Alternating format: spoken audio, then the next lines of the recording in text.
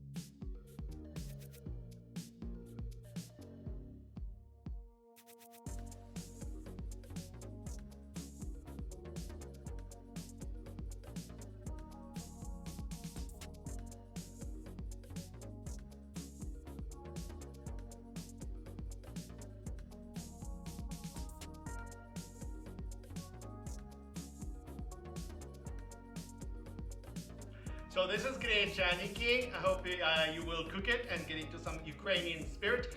If you have any Ukrainians around you, invite them to your homes, cook it for them, and they'll be very happy and be very good friends of yours. All right then, bye-bye.